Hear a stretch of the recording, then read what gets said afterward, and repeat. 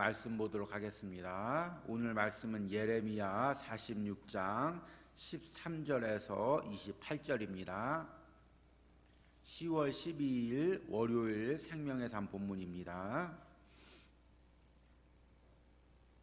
예레미야 46장 13절에서 28절까지 우리 한 목소리로 같이 읽겠습니다.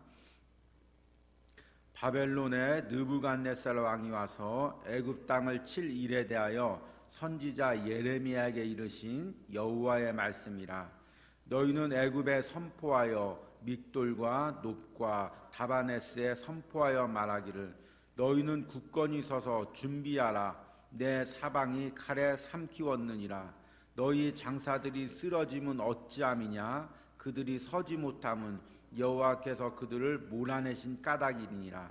그가 많은 사람을 넘어지게 하시매 사람이 사람 위에 엎드러지며 이르되 일어나라. 우리가 포악한 칼을 피하여 우리 민족에게로 우리 고향으로 돌아가자 하도다. 그들이 그곳에서 부르짖기를 애굽의 바로 왕이 망하였도다. 그가 기회를 놓쳤도다. 만군의 여호와라 일컫는 왕이 이르시되 나의 삶으로 맹세하노니 그가 과연 산들 중에 다볼같이 해변의 갈멜같이 오리라. 애굽에 사는 딸이여 너는 너를 위하여 포로의 집을 꾸리라. 노비 황무하며 불에 타서 주민이 없을 것임이라. 애굽은 심히 아름다운 암송아지일지라도 북으로부터 쇠파리 떼가 줄곧 오리라. 또 그 중에 고용꾼은 살찐 송아지 같아서 돌이켜 함께 도망하고 서지 못하였나니 재난의 날이 이르렀고 벌 받을 때가 왔음이라. 애굽의 소리가 뱀의 소리 같으리니 이는 그들의 군대가 벌목하는 자같이 도끼를 가지고 올 것임이라. 여호와의 말씀이니라. 그들이 황충보다 많아서 셀 수 없으므로 조사할 수 없는 그의 수풀을 찍을 것이라. 딸 애굽이 수치를 당하여 북쪽 백성의 손에 부침을 당하리로다. 만군의 여호와 이스라엘 하나님께서 말씀하시니라. 보라, 내가 노예 아몬과 바로와 애굽의 신들과 왕들 곧 바로와 및 그를 의지하는 자들을 벌할 것이라. 내가 그들의 생명을 노리는 자의 손 곧 바벨론의 느부갓네살 왕과 손과 그들의 종의 손에 넘기리라. 그 후에는 그 땅이 이전같이 사람 살 곳이 되리라. 여호와의 말씀이니라. 내 종 야곱아 두려워하지 말라. 이스라엘아 놀라지 말라. 보라, 내가 너를 먼 곳에서 구원하며 내 자손을 포로된 땅에서 구원하리니 야곱이 돌아와서 평안하며 걱정 없이 살게 될 것이라. 그를 두렵게 할 자가 없으리라. 여호와의 말씀이니라. 내 종 야곱아 내가 너와 함께 있나니 두려워하지 말라. 내가 너를 흩었던 그 나라들은 다 멸할지라도 너는 사라지지 아니하리라. 내가 너를 법도대로 징계할 것이요 결코 무지한 자로 여기지 아니하리라 하시니라. 아멘. 우리 이제 어제부터 예레미야 말씀을 통해서 애굽에 대한 하나님의 심판에 대한 말씀을 듣고 있습니다. 그리고 오늘 이제 이 애굽에 대한 심판의 말씀이 그치면 내일부터 블레셋에 대한 심판, 그리고 모압, 암몬, 그리고 바벨론을 포함해서 9개 나라에 대한 심판이 거의 예레미야 마지막 부분까지 이어집니다. 그런데 우리 성도들은 이 부분들을 묵상하면서 때로는 이 말씀이 나와 무슨 상관이 있나라고 생각이 들게 됩니다. 이미 애굽이라는 나라 그리고 블레셋, 암몬, 모압 다 사라져서 이름조차도 잘 기억하기 힘들고 그들의 역사도 잘 모르는 그것이 지금 내 삶에 무슨 은혜가 있는가, 무슨 영향이 있는가, 무슨 깨달음이 있는가, 그것을 우리가 느끼지 못할 때가 있습니다.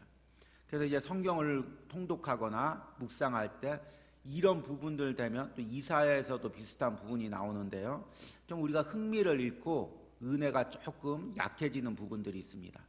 그런데 우리가 이 부분을 잘 묵상하면서 무엇을 깨달아야 되냐면 지금 세상 역사를 하나님께서 주관하고 계심을 깨달아야 됩니다.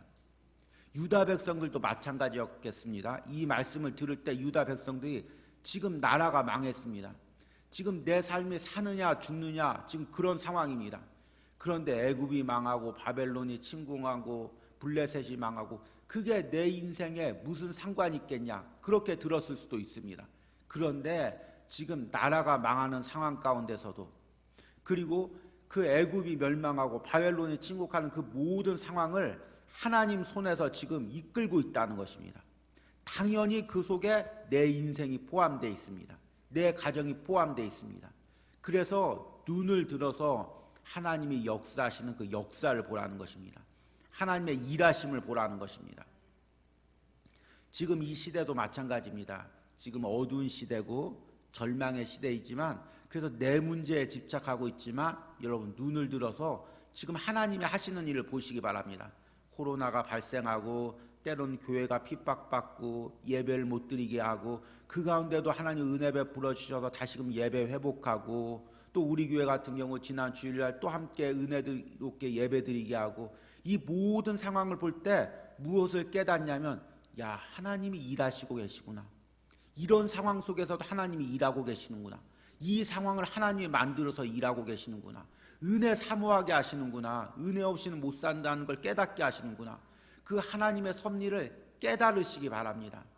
오늘 말씀도 마찬가지입니다. 그 거대한 애굽이 멸망하는 모든 과정을 통해서 야, 저 거대한 애굽도 멸망시키는데 정말 우리나라 멸망시키고 세우는 거 하나님 손에 있겠구나. 유다 백성들에게 깨닫게 하시는 말씀입니다.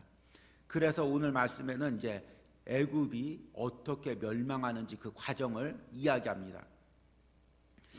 어제 말씀은 애굽이 이제 갈그미스 전투에서 바벨론에게 크게 대패해서 그 다음부터 이제 외부에 대한 그 힘을 잃어가는 말씀을 전했다면 오늘 말씀은 그 애굽 본토가 바벨론에게 침공당할 것을 이야기합니다.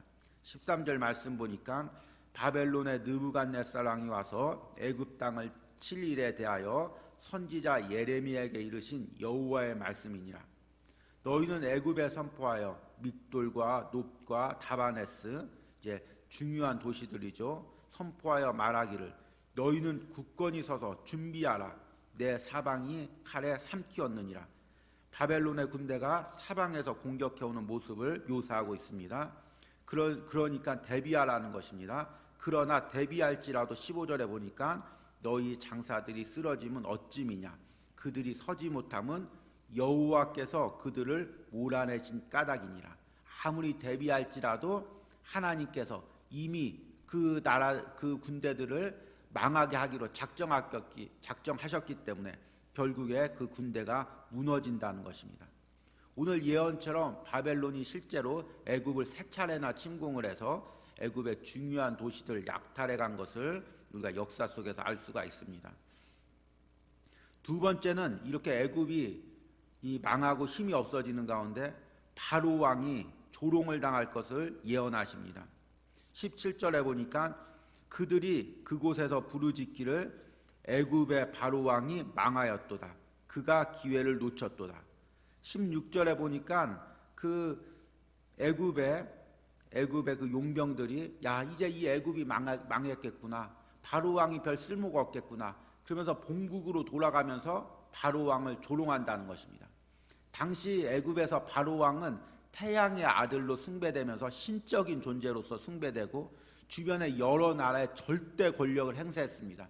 그런데 그런 권세도 하나님의 역사하심 속에서는 조롱당하고 무너질 것을 예언하는 것입니다. 그리고 애굽이 이렇게 멸망하는 것을 비유를 통해서 이야기하기도 합니다. 20절 말씀 보니까 애굽은 심히 아름다운 암송아지일지라도 북으로부터 새파리 떼가 줄곧 오리라. 여기서 아름다운 암송아지는 애굽을 상징하고 새파리 떼는 바벨론 군대를 상징합니다. 그러니까 소가 가장 아름답더라도 소가 가장 지저분할 때가 언제냐면 그 파리떼가 껴서 덕지덕지에 파리떼가 껴서 그 소와 있을 때 아름다운 소도 파리해지고 별 모양이 없어지는 것입니다. 애굽이 그런 상황에 빠진다고 이야기합니다. 그리고 그 용병들은 21절에 보니까 그중 고용꾼은 살찐 송아지 같아서 그들이 살찐 송아지 같지만 돌이켜 함께 도망하지 못하고 서지 못하였나니 재난의 날이 이르렀고 벌 받을 때가 왔음이라라고 이야기하고 있습니다. 그리고 22절 보니까 애굽의 소리가 뱀 소리 같으니 이는 그들의 군대가 벌목하는 자 같이 도끼를 가지고 올 것임이라.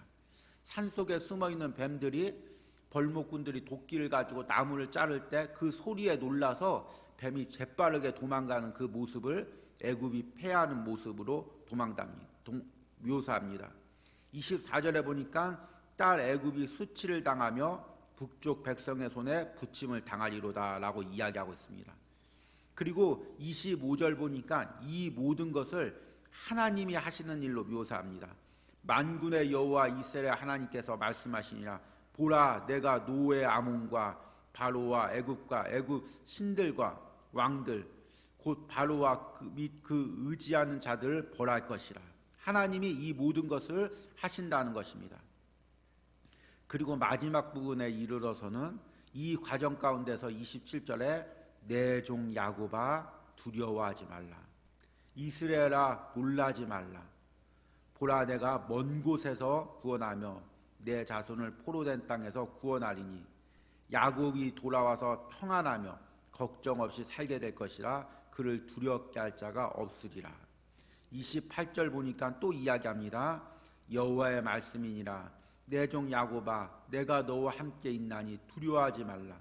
내가 너를 흩었던 그 나라들은 멸할지라도 너는 사라지지 아니하리라.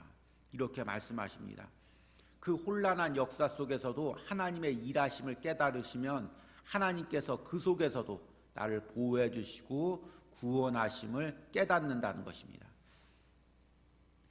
여러분, 이 시대 속에서 하나님의 일하심을 깨닫기 바랍니다.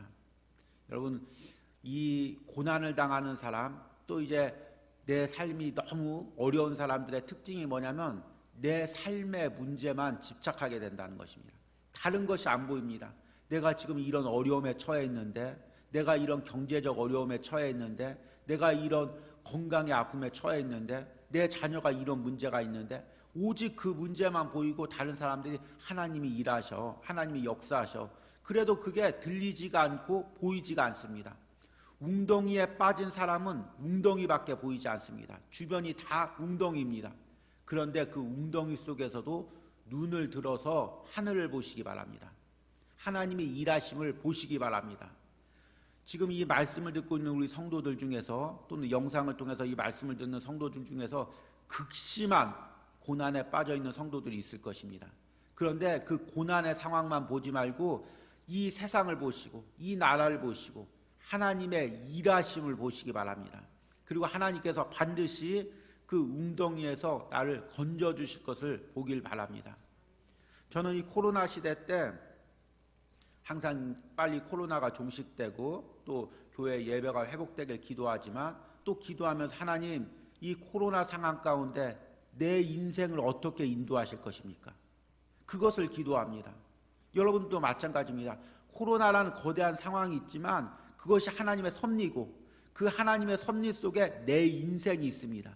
그러면 하나님께서 그 거대한 역사 속에서 내 인생을 함께 인도하고 그 역사 속에서 하나님께서 나와 함께 하십니다. 유다 백성들도 마찬가지입니다. 바벨론이란 나라가 일어나고 애굽이 멸망하고 여러 나라들이 세워지고 멸망하는 그 거대한 역사 속에 유다 나라라는 그 작은 나라를 하나님께서 붙드시고 역사하시고 망하게도 하시고 세우게도 하십니다. 여러분이 그 섭리를 깨닫고 하나님, 오늘 이 새벽에 기도할 때 하나님, 이 시대 속에서도 내 인생을 붙들어 주시고 내 인생을 인도하여 주시고, 혹시나 이 시대 속에 내가 고난당하고 있다면 하나님, 이 웅덩이에서 건져 주시옵소서. 이렇게 기도하시길 바랍니다. 우리 기도하고 마치도록 하겠습니다. 하나님, 유다 백성들이 지금 웅덩이 속에 빠져 있습니다. 내 문제밖에 안 보입니다. 주님, 내 상황밖에 안 보입니다. 사방이 웅덩이입니다. 그런데 오늘 하나님께서 애굽의 멸망 과정, 여러 나라들의 멸망 과정을 보여주며 하나님의 역사하심을 보라고 이야기하고 있습니다. 그 웅덩이에 갇히게 하신 분도 하나님이시고 그 웅덩이에서 건져내실 분도 하나님임을 믿으라고 말씀하십니다. 하나님 사랑하는 성도들 가운데 이 코로나 상황 가운데 어려운 상황에 빠져 있습니까? 경제적 어려운 상황 가운데, 직장의 어려운 상황 가운데, 사업의 어려운 상황 가운데 빠져 있습니까? 그래서 그 어려운 상황밖에 보이지 않습니까? 하나님 그 눈을 들어 하늘을 보게 하여 주시옵소서. 하나님의 역사심을 보게 하여 주시옵소서. 세상 사람들은 우연하게 건짐을 받지만 우리는 하나님의 계획 속에 하나님의 반드시 틀림없이 분명하게 건져주실 것을 믿습니다. 이 새벽에도 기도하는 심령들이 그 하나님의 건져주심을 믿고 기도하는 은혜가 있게 하여 주시옵소서. 내 안에 하나님을 향한 마음을 회복하고 언제나 하나님을 찬양하길 소망합니다. 하나님 우리 자매의 심령 가운데 하나님 그 마음을, 하나님에 대한 마음을 회복하여 주시고 찬양의 은혜가 항상 흘러나오게 하여 주시옵소서. 또 하나님 이름 없이 감사한 손길 하나님께서 축복하여 주시고 하나님 기도할 때 이 새벽에 만나 주시고 은혜 주시기를 간절히 소망합니다. 이 새벽에 각자의 자리에서 기도하고 또 영상을 통해서 기도할 때 하나님 사랑하는 성도들 붙들어 주시고 그곳에서도 하나님께서 만나 주시고 응답하여 주시고 하나님의 역사심을 소망할 수 있도록 함께하여 주시옵소서. 예수님의 이름으로 기도했습니다. 아멘.